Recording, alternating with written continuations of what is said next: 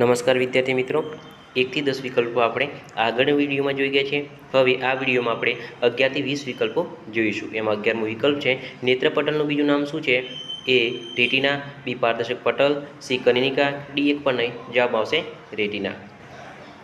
વિકલ્પ 12 છે નેત્રપટલ પર વસ્તુનું પ્રતિબિંબ કેવું રચાય છે? એ વાસ્તવિક અને ઉલટું, બી વાસ્તવિક અને સીધું, સી વાસ્તવિક અને ચત્તું, કે ડી વાસ્તવિક અને બિંદુવત, જવાબ આવશે વાસ્તવિક અને ઉલટું।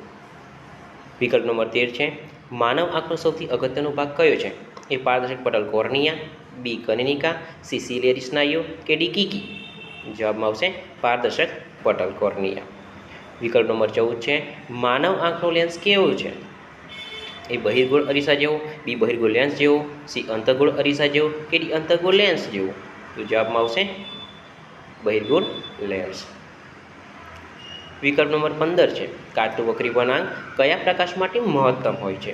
એ જાંબલી, બી લીલા, સી વાદળી, કે ડી લાલ, તો જવાબમાં આવશે જાંબલી।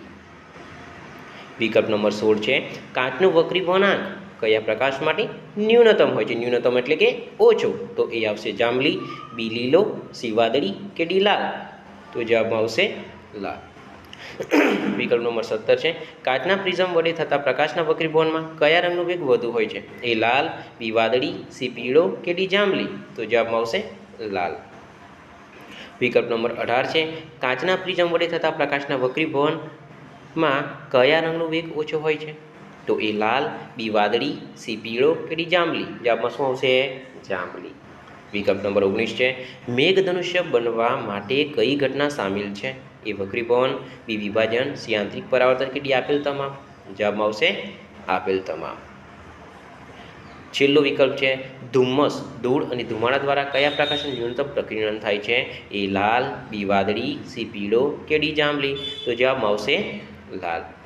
આ વિડીયો ગમે હોય તો પ્લીઝ લાઇક, શેર અને સબસ્ક્રાઈબ કરવા નમ્ર વિનંતી। જય હિન્દ, જય ભારત અસ્તુ।